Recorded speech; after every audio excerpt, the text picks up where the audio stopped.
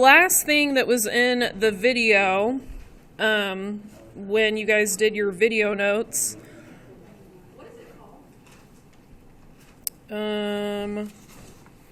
writing equations from real and complex roots. The front looks like this.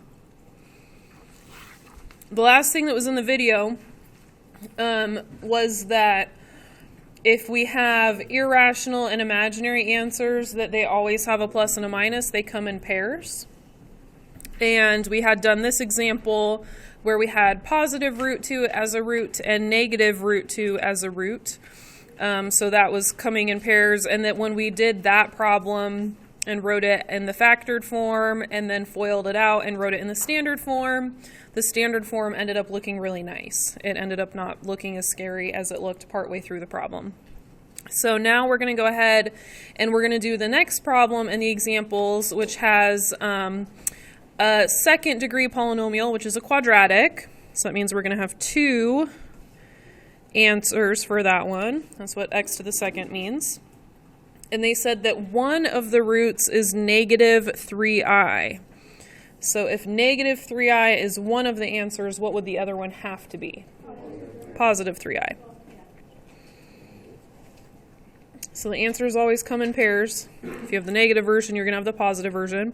So now if I go ahead and write it in the parentheses, the negative 3i would be x plus 3i in the parentheses. The positive 3i would be x minus 3i when I write it in the parentheses. What should I do with my parentheses now? I should multiply them. So x multiplied by x is x squared. X multiplied by negative 3i is just negative 3ix, which looks kind of weird, but the same thing is going to happen that happened on this one, where all the weird stuff kind of cancels itself out, and then we end up with a nice equation. And then we have positive 3i times x. What does that give us? Positive 3ix. And then we have positive 3i multiplied by negative 3i. What would that be? It'd be negative 9. What's I times I?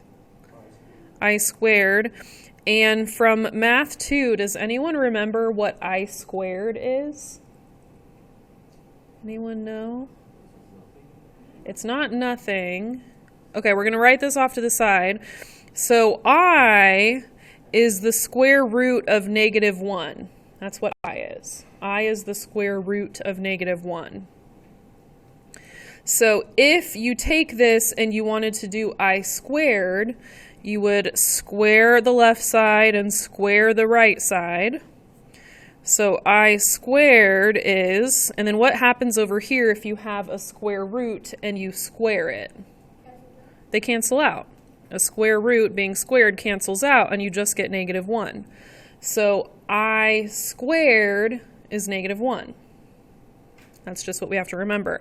So anytime you're doing a problem and you see an I squared, you take out the I squared and you replace it with a negative 1. And that's going to always happen when we do these problems. You're going to run into an I squared. So over here we have negative 9 multiplied by an I squared. So that's a negative 9 multiplied by a negative 1, which means that this is actually what? Positive 9. Okay? And then what happens with these two terms right here? They cancel out. We have the negative version, we have the positive version. So we end up with y equals x squared plus 9. Again, it looked kind of crazy, but by the end, it was a nice looking equation.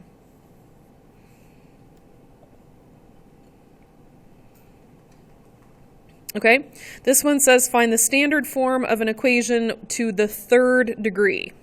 So how many answers are there if it's to the third degree? 3. So I'm going to write x equals, x equals, x equals, okay? It says that the roots, another word for root is x-intercept.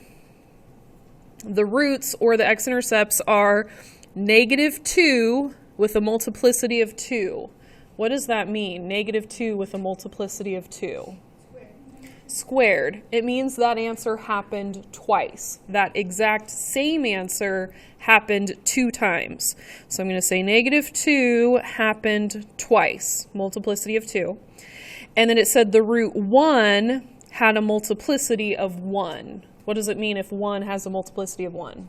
Happened 1 time.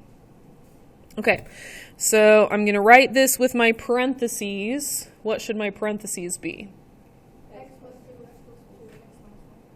X plus 2, x plus 2, x minus 1. Okay, and then how are we going to take this? This is in that linear factorization form. How are we going to take this and write it in the standard form? Okay, we're going to multiply, and it could be any set of parentheses, right? It could be the first 2, it could be the last 2, it could be the first one and the last one. It doesn't matter.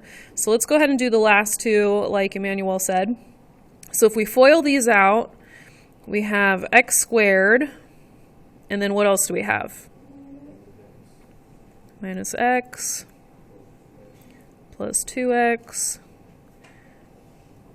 minus 2. Okay, so that's x squared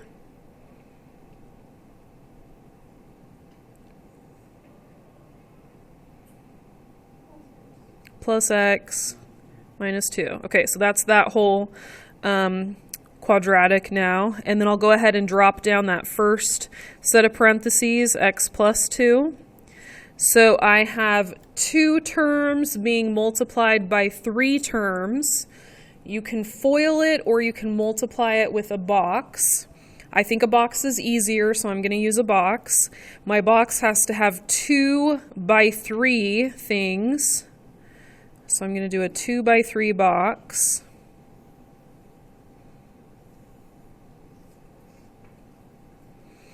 So x squared, positive x, negative 2, positive x, positive 2.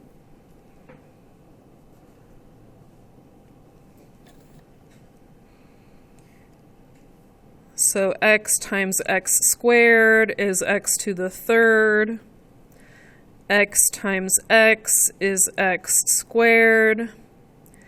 X times negative 2 is negative 2x. 2 times x squared is 2x squared. 2 times x is 2x. And 2 times negative 2 is negative 4. Okay, so what is the equation?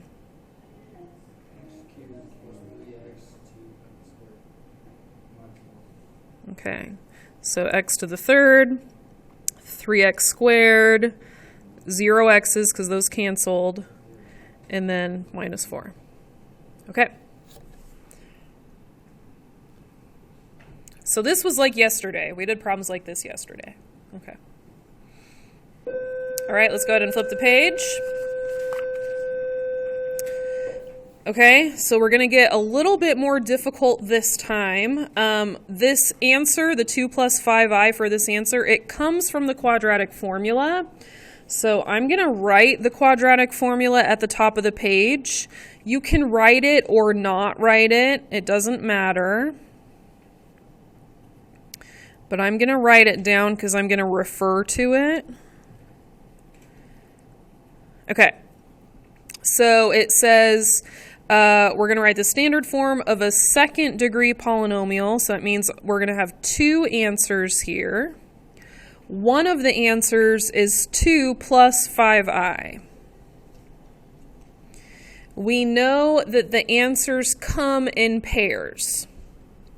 So 2 plus 5i. So if we compare this answer with the quadratic formula, the 2 must have come from right here, and the 5i must have come from right there because that's where the square root is.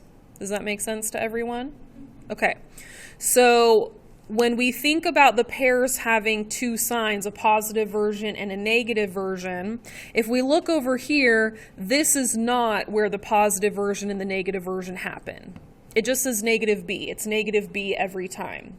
So this one, if it was 2 for the first answer, it's going to be 2 for the second answer. The plus minus, the part where we get 2 answers, that happens in the middle of the problem. Everyone see that? That's where the plus minus is. So if this one says 2, this one's going to say 2 as well. Now our first version said plus 5i. What should the second version say? Minus 5i. So the 2 should be the same regardless because it came from the beginning of the quadratic formula. But the plus minus is in the middle. That's the part that changes signs. Does that make sense? Okay. So 2 plus 5i, 2 minus 5i. Now we're going to write this in our parentheses. Put my x first. And then when I write the other stuff in parentheses, the other stuff always changes signs. So if I have a 2 and I change the sign, what do I get? Minus 2. If I have a 5i and I change the sign, what do I get? Minus 5i. Okay. Over here, I start with the x. If I change the 2, change the sign of the 2, what do I get? If I change the sign of a negative 5i, what do I get? Plus 5i. So we have to be careful when we do this one because students like to skip steps on this one in particular, and then they'll either forget to write down their x or they won't write this first, and so when they change their signs, they get some of the signs wrong. These are the ones where students make the most mistakes, okay? So notice that I've got 3 terms in each set of parentheses. Everyone see that? 3 terms. So I'm not going to FOIL this. I have 3 things multiplied by 3 things. So I'm going to do a box, and I'm going to do a 3 by 3 box. And when I multiply in my 3 by 3 box, I'm going to get some weird stuff when I multiply, but the weird stuff is all going to cancel out, and I'm going to end up with a really nice answer, just like I did with the other problems. So I have x multiplied by x is x squared.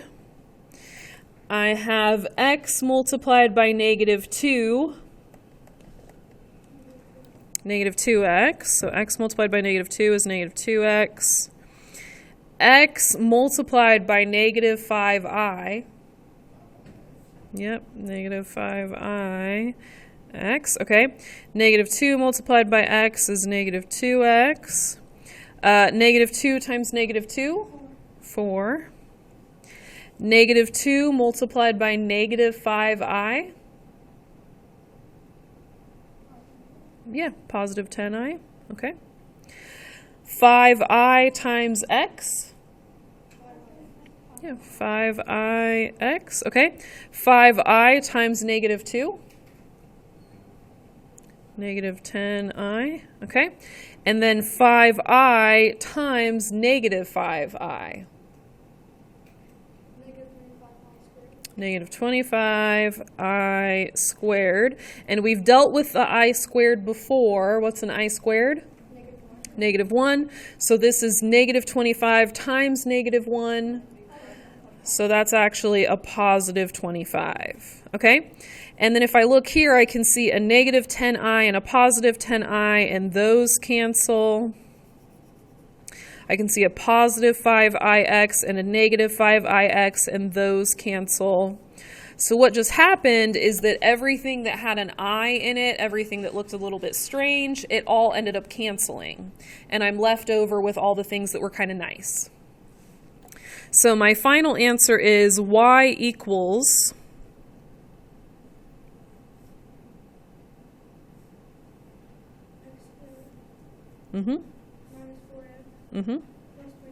Perfect.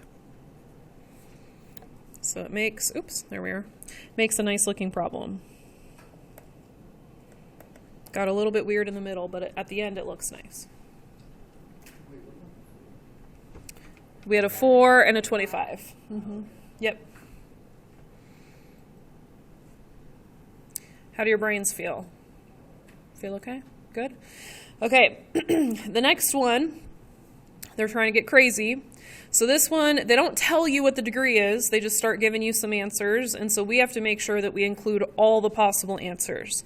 So they said one of the answers is 4i. So if we have a 4i, what else do we have? Negative 4i, okay. They said another answer is negative 3 root 6. So if we have negative 3 root 6, what's another answer? Positive 3 root 6. Okay, so what is the degree for this problem? 4. 1, 2, 3, 4.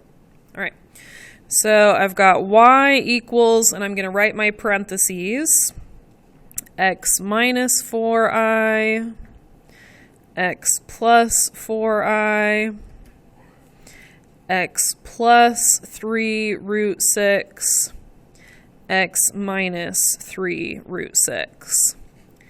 So these problems will all work out to be nice as long as you FOIL the parentheses for the pairs that belong together. For example, do not FOIL these two. They'll make you want to cry. The messy stuff will not disappear if you FOIL those two. That would be a terrible idea, okay? The two that you want to FOIL together are the ones that go together. So I want to FOIL these two because all the messy stuff will disappear. I'll end up with something nice. I want to FOIL these two because the messy stuff will disappear. I'll end up with something nice. Okay? As long as I multiply my pairs together, I'll be good. Make sense? Every year there's always someone who is like, ha ha ha, I dare you, Miss Rice. And then they decide to do the one that makes themselves cry, and then they make themselves cry. It happens every year. Please don't do it. It's not worth your time. Okay? You'll spend all the period doing something to be silly, and then you won't get your homework done. All right? So just trust me on this. Multiplying the wrong ones together. You can do the problem, but it will take you a very long time. Okay? So if we FOIL these out, we're going to get x squared, and then we're going to get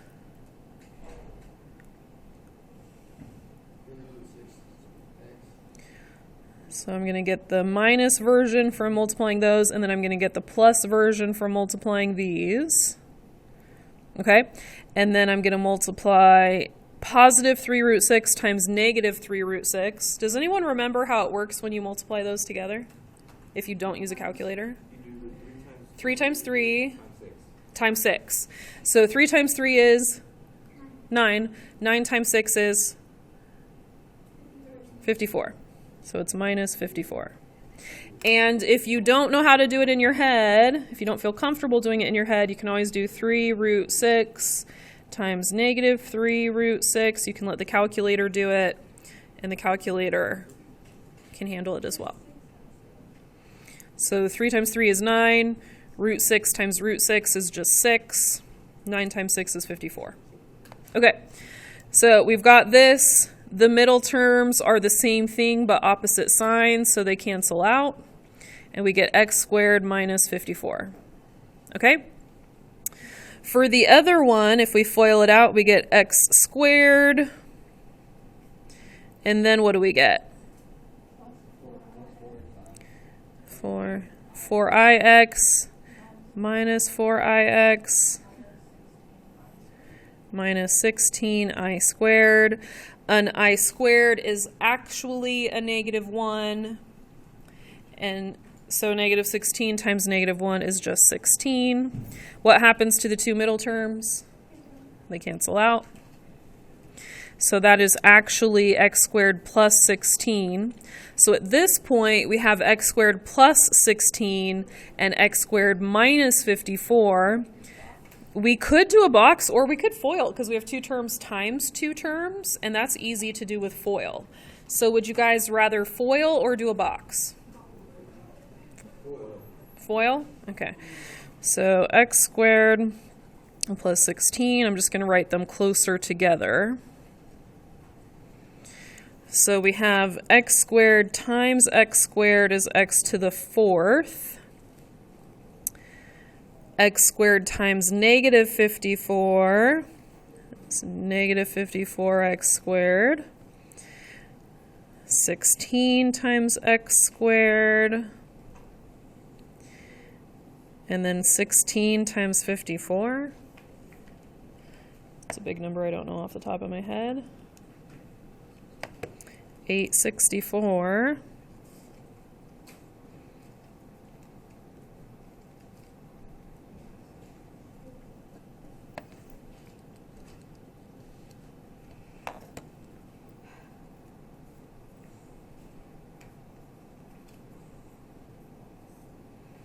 Okay, and that's what you should be getting. Okay. How do our brains feel? Good? Okay. So at the very bottom of the page, it says, if the instructions ask for standard form,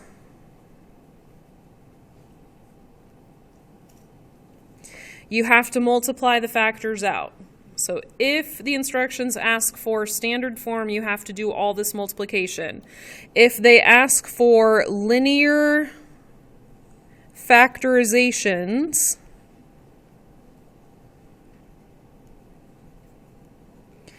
then you don't. So you need to pay attention to the instructions when you're writing the equation because you want to make sure you don't do too much work. So standard form, you multiply everything out. Linear factorization, you just write it in the factors, you just write it in the parentheses. Okay? So what we're going to do now is we're going to go back to the assignment from yesterday. You should have done 1, 2, 3, 4, 6, and 11. At this point, we can do number 5, number 8, number 10, and 12 through 14. So 5, 8, 10, 12 through 5, yeah. So hold on, 5, 8, 10, 12 through 14. So basically at this point we're kind of finishing it. This is not the only thing we're doing today, so I'm going to let you guys work on it for a little while, and then we're going to move on to the next thing. The next thing isn't crazy terrible. It's doing domain, range, x-intercepts, y-intercepts, max, min, stuff like that for these types of graphs. So it looks like this. Yeah, it's mostly just kind of annoying to type them in.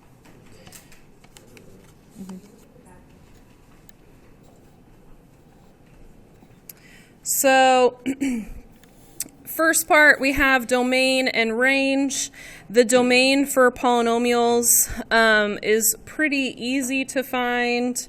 As you look at polynomials, you're going to notice they always go left forever, they always go right forever. So the domain for these graphs is always going to be negative infinity to positive infinity. The range for these graphs, depending on what the graph looks like, it is often negative infinity to positive infinity. You're going to find that a lot of polynomials go down forever, go up forever.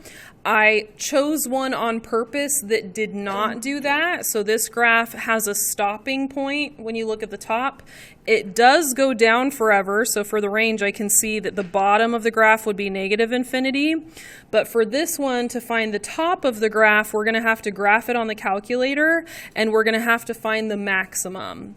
So for these ones, to find the range, sometimes you'll have to find the minimum of the graph, sometimes you'll have to find the maximum of the graph, but it's going to be typical for you to have to graph that to be able to see what it's doing. So I'm going to go ahead and hit my y equals button. I'm going to type this in. Since you have multiple exponents on these graphs, you're definitely going to be using that little up arrow button right here, the caret button, to type in those exponents. So negative x to the fourth plus 2x to the second plus 2x minus 2. And the graph looks like it does on our paper. And I want to find this point right here, so I'm going to hit second trace. I want the maximum, which is option number 4. And the maximum is somewhere, it's kind of near 2, so I'll look between like 0 and 3. So this is a problem where it says left bound and right bound, so I'm just telling my calculator to look somewhere between 0 and 3. And the maximum is these decimals. For these polynomial functions, it is very common, bring your cell phone up here, stick it in prison. It is very common for these graphs to have decimal answers for quite a few things, so don't be confused if you do have lots of decimal answers for this assignment. So for the maximum, they gave us an x-coordinate and a y-coordinate. For the range, we are only using the y-coordinate. So we're going to use 1.207 right there.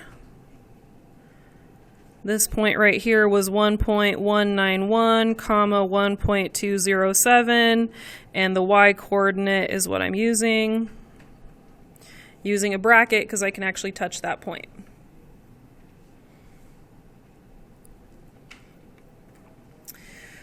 All right, next we have increasing and decreasing intervals. So polynomial functions have a tendency to go up and down multiple times, and so you're going to have multiple answers for these. So what I like to do is I like to kind of draw a sketch off to the side that I can label. So I'm going to draw this off to the side a little bit more spread out so that I can label it here. And could one of you guys shut the door for me?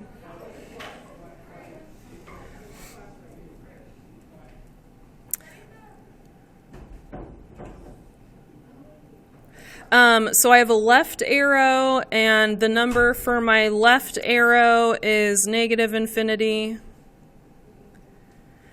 The number for my right arrow is +infinity.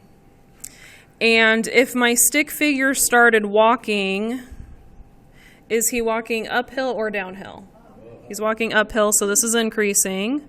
He increases until he gets to a maximum right here, so I'm going to have to look up and see what that point is in a second. And then once he hits the maximum, what direction is he walking? Downhill, so this is decreasing. He decreases down to this minimum, so I'm going to have to look up that point. And then once he hits the minimum, which direction is he walking? He's increasing again, walking uphill. Okay, so we're going to have 2 answers for increasing and 1 answer for decreasing. We have to find the maximum right here. We have to find the minimum right there. And I just have to remember that for increasing and decreasing, I always use x values. In fact, it's good to write this on our notes so that we don't forget. So increasing, decreasing are x values. Domain is x values, range is y values. Okay, so I'm going to go ahead and type this equation in: x to the third plus 8x to the second. Domain is x values and range is y values. Yeah. So the one thing about polynomial functions is that you end up finding the maxes and mins for like every type of problem. So whenever we were doing the other parent functions, we often looked for like the vertex or locator point, and you could find that in the equation. And in polynomial functions, these are the exception. They don't have a vertex, they don't have a locator point, and you can't find a special point in the equation. So for these ones, we end up finding the max and the min, and we have to find them on the calculator, and we do it for like everything. So these are kind of obnoxious. So I'm going to do second trace. I'm going to look for the maximum. With this one, if you can't really see what numbers it's between, you can always use your left and your right arrows, and you can scroll left and right. So if I need to do left bound and right bound, I can just scroll to the left and right to kind of show the graph, hey, look for the maximum, look for the mountaintop between these 2 points. So I'll show you how to do it with the scrolling. I'll scroll to the left side, and when I'm like, okay, here I am on the left side of the mountain, I'll press enter, and now it's going to say, okay, go to the right side of the mountain. So now I'll go to the right side of the mountain, and now I'll press enter. Now it's going to guess, and the answer is always silly. Press enter one more time. So my maximum is negative 3.999997. If the calculator does this, if it says negative 3.99999, the calculator is trying to say negative 4 and it's just having a hard time. So if you see this, you can say negative 4. You don't have to put that decimal there. You can just say negative 4. So I'm going to go ahead and write this down on the picture. This is negative 4, 7. And I'm using the x coordinate only. So I'm writing negative 4 right here. And then I'm going to go ahead and find my minimum. So second trace, option number 3 for the minimum. So for left bound, I'll do the left side of the valley. For right bound, I'll do the right side of the valley. And then negative 1.333.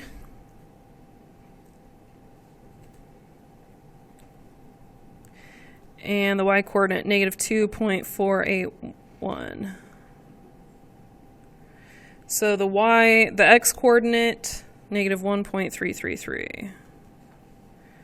Okay. So for my increasing interval, what is my first answer? Okay, negative infinity to negative 4. When my stick figure is standing right here, is he actively walking uphill? Nope, he's at the mountaintop. He's not walking uphill or downhill. He's kind of in between. Over here, the word increasing is in between what two numbers? Negative 1.333 and infinity. Okay. When he's standing right here, is he actively walking uphill? Nope, he's in between uphill and downhill. Whenever we have two answers, we put a U in between. If you don't put the U, I will not mark you down. The U just means that you have to have the two answers to be correct. If you miss one of the answers, then you're technically wrong. Why do we put parentheses at negative 1.3? Because here he's not walking uphill, he's not walking downhill, he's in between. It's kind of like a neutral space. Why would we put a bracket? A bracket would mean he was actively walking uphill. So brackets mean that it's included in the definition of that word, and the definition of the word increasing is it's going up at that moment. Yeah. All right, decreasing is in between what two numbers?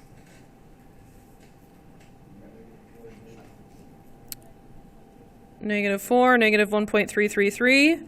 Okay, when he's standing here, is he actively walking downhill at those two moments? Nope. So parentheses, he's kind of in between. He's in between uphill and downhill, so he's not actually walking downhill. Okay? Maximum and minimum, we're going to see these as mountaintops and valleys. We've already found a couple of those, but I think if we flip the page, we're going to see that we have to do that again. Yep.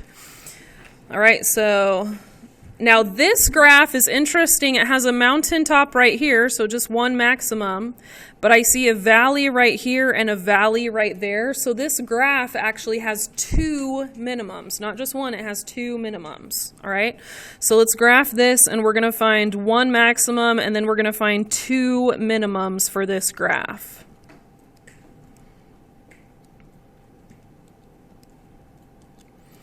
Now, I want to make sure that everybody is finding these so that it's not just me who can find them on my calculator, but all of you guys can find them on your calculator too. It's important that you're able to get these. So for the maximum, it looks like it's about at 0. So I'm just going to go to the left of 0 a little bit and to the right of 0 a little bit. So left of the mountaintop to the right of the mountaintop. Now, everybody look at this. This is kind of strange. For the x coordinate, it said negative 1.454e, and I bet you guys, your numbers are a little different from mine. Everyone have something like that where you have an e in yours?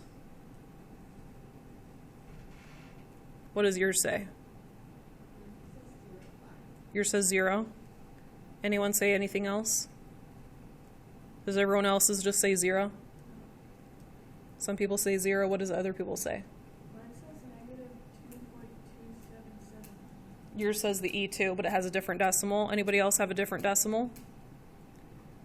So the E right here, and I'll have you guys write down what mine said. So everybody, we're all going to write down the point that mine said. Negative 1.454 E, negative 6, comma 5. Everybody write down that point. This is how your calculator writes scientific notation. So this is how your calculator writes scientific notation. This is your calculator writing negative 1.454 times 10 to the negative 6th power. I want everyone to write that down. This is your calculator writing negative 1.454 times 10 to the negative 6th power. That's what your calculator is doing. Do you guys remember how the negative exponents work in scientific notation? You take your decimal, do you move it to the right or do you move it to the left? You move it to the left. So we would take this decimal and we would move it 6 decimal places to the left. So the number that my calculator is trying to say is 0.000001454. What number is that basically? 0. My calculator was trying to say 0.5, and my calculator had a hard time doing it. So Sarah's calculator said it. Yours said 0.5. Some of our calculators might actually get there. Some of our calculators might have a hard time.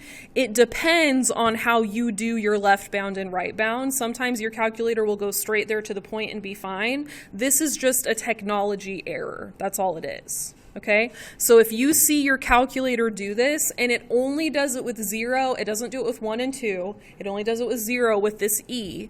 If you see your calculator with an E like that, it means your calculator is trying to say 0 and it's having a hard time doing it. The E is times 10 to the negative whatever. So E negative 6 means times 10 to the negative 6. E negative 8 would mean times 10 to the negative 8. So that's what the E means. So this is just saying scientific notation, but if you see that, you need to be smarter than the calculator. You should not write down the decimal. This is not the correct answer. This is the correct answer. Does that make sense? So you have to be smarter than the calculator. Just like before when we saw 3.99999 and we wrote down 4 instead because we knew what the calculator was trying to say. Same thing here. We see the calculator struggling to put 0, so we just say, oh, it's struggling to put 0, let me put 0 instead. Does that make sense? Okay, so that's a calculator issue. That's where the calculator's having a hard time. We just have to be a little bit better than the calculator. All right, the minimums, though, we're going to be able to find those. So now I'm going to do second trace, option number 3. And I'm going to look for left bound, right bound. So my minimum is at negative 1.088, comma 2.954.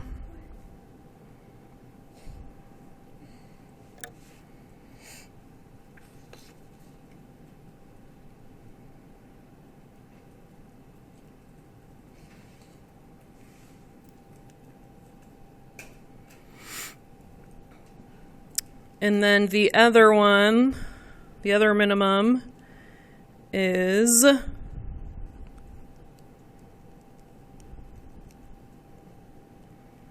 1.838, negative 3.309 is followed by a 6. So what's one number up from 309? 310? Okay, so we don't have a lot of time left, and then you guys are going to have to work on this at home, and you don't have graphing calculators at home. So what I'm going to do is I'm going to tell you which problems to do at home, and you're going to use Desmos on these problems at home, okay? And Desmos is nice because you can just click on the points. So this is going to save you some time. So the ones that I want you to do at home, I'm not going to have us do the first ones, intercepts and local min and max. I'm going to have us practice those with the calculator because it is important that you can find x-intercepts and y-intercepts with the graphing calculator. It is important that we practice max and min with the calculator. So what I'm going to have you do at home is number 6 through number 12. I'm going to have you do domain and range and increasing and decreasing because the concept is what's important. And if you click on it with Desmos, that's okay. So you're going to finish the assignment you were just working on, and then you're going to do 6 through 12 only using Desmos. Are you guys okay with that? 6 through 12 only, no video tonight. Okay? Desmos for 6 through 12 only, and then finishing the other assignment we worked on.